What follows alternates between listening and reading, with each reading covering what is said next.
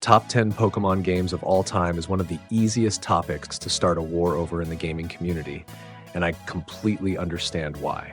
This is a franchise that has existed for nearly 30 years, with dozens of mainline entries, and every player has their own memories tied to a particular generation. So, before we begin, I want to be completely clear about the ranking criteria so you understand why this list looks the way it does. I'm ranking these games based on three factors. First, the quality recognized by critics through review scores. Second, their impact on the series in terms of design and legacy. And third, official sales figures whenever that data is available. No list can ever be completely definitive for a franchise as massive as Pokemon, but this is the most balanced approach I can make. And before we get into the ranking, I want to mention one thing. The Pokemon franchise is still very much alive and thriving in 2026.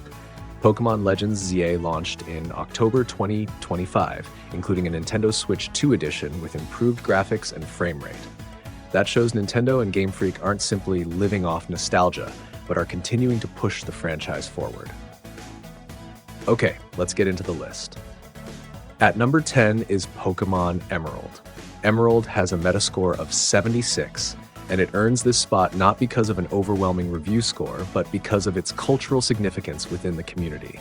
It is the definitive edition of Generation 3, adding the Battle Frontier, which remains one of the most challenging pieces of post-game content in the entire series.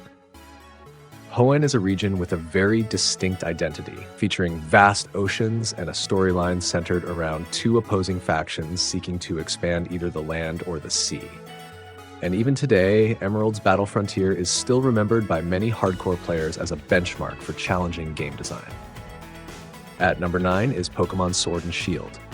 The figure of 27.16 million copies sold on Nintendo Switch is impossible to ignore, an incredibly impressive sales achievement for any game. Sword and Shield brought Pokémon into a more open world through the wild area, introduced the Dynamax and Gigantamax mechanics, and placed the franchise in a distinctly British-inspired setting. But I'll be honest, this game was also highly controversial, particularly because of the reduction of the national dex and several other design decisions. That's why I've placed it at number 9, acknowledging its commercial success while also reflecting the division it created within the community. At number 8 is Pokémon X and Y. This entry represents the biggest technical leap in the mainline series, marking the first time Pokémon fully transitioned to 3D graphics on the Nintendo 3DS. With 16.80 million copies sold, it's clear that the community embraced it enthusiastically. Kalos, a region inspired by France, stands out for its beautiful visual design, and Mega Evolution introduced here remains a mechanic that many fans still want to see return. The biggest weakness of X and Y is its relatively short post-game content compared to other entries, but in terms of technical innovation and its initial impact, it absolutely deserves a place on this list. At number 7 is Pokémon Scarlet and Violet. I know this placement will be controversial, but let me explain the logic behind it.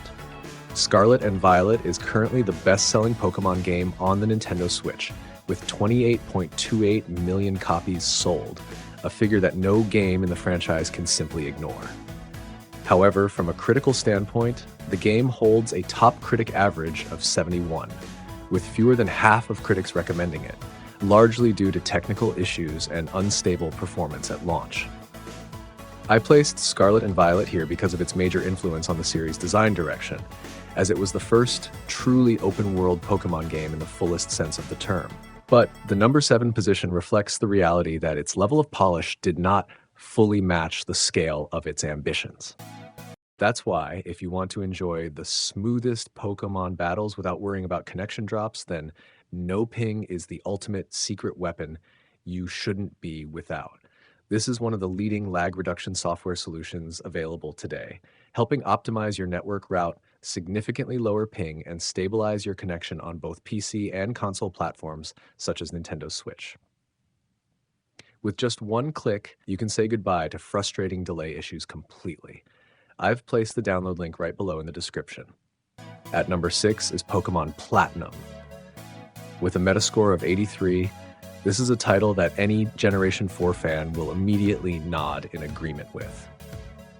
Platinum is the definitive Sinnoh experience, adding the distortion world, significantly improving gameplay balance compared to the original Diamond and Pearl, and delivering a more complete narrative through Giratina's expanded role. Platinum's Battle Frontier is also one of its strongest features. If you want to experience Generation 4 in the best possible way, Platinum is the answer, not Brilliant Diamond and Shining Pearl. At number 5 is Pokémon Diamond and Pearl. This is one of the most successful pairs of games in the history of the franchise. With 17.64 million copies sold on the Nintendo DS, the highest sales figure of the entire DS era. Diamond and Pearl introduced Sinnoh, a region with incredibly rich lore centered around the mythology of time and space through Dialga and Palkia. The underground system, Pokémon contests and super contests, along with the way the world of Sinnoh was constructed, helped create one of the most complete RPG experiences the Nintendo DS generation had to offer. Diamond and Pearl are a major reason why Generation 4 is still remembered as one of the peaks of the Pokémon franchise. At number 4 is Pokémon Legends Arceus.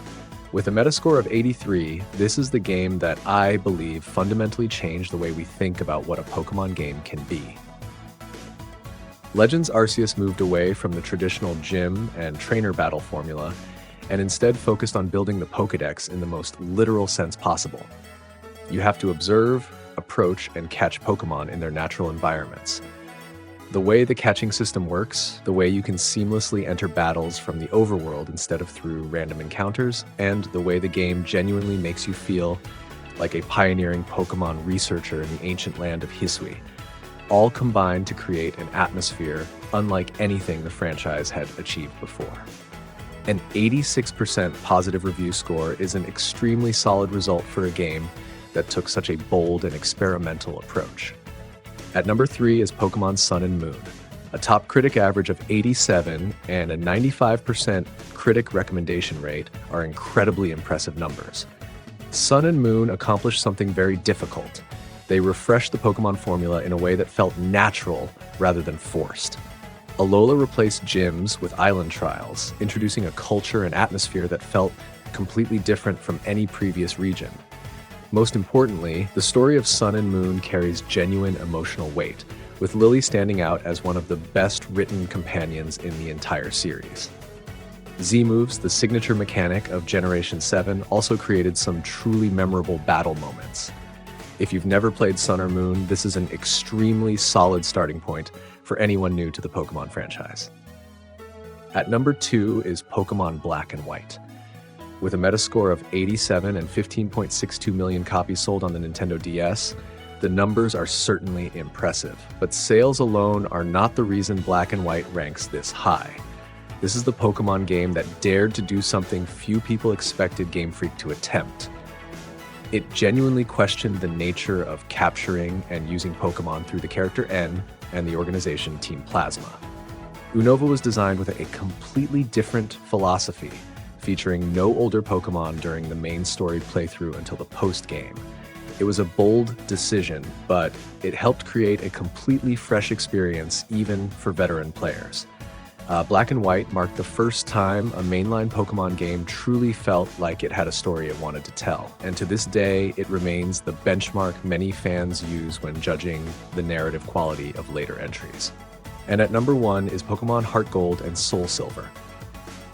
With a Metascore of 87 and a user score of 9.1, this is one of those rare cases where critics and players are in remarkable agreement. Heart Gold and Soul Silver are not just remakes of Gold and Silver. They are the most complete and definitive versions of Johto ever created. You can have your lead Pokémon follow behind your character. You get the real-world Pokewalker accessory, and the post-game includes the entire Kanto region with 16 gym leaders, along with both legendary Pokémon, Lugia, and Ho-Oh. That's an amount of content that even many modern games still struggle to match. The combination of nostalgia, exceptional execution, and sheer content value is why, after all these years, Heart Gold and Soul Silver remain the most common answer whenever someone asks what the greatest Pokémon game of all time is. To sum it up, if you rank Pokémon games purely by sales, then Scarlet and Violet would come out on top. If you rank them based on hardcore fan opinion, then Generation 4 or Generation 5 would probably spark the most debate. But when you combine all three factors together, Heart Gold and Soul Silver remain the title that is hardest to displace from the #1 spot. That's my list, and I'd really like to hear what you think. Which game on your personal list would be different and why? Drop a comment below and let's discuss it together.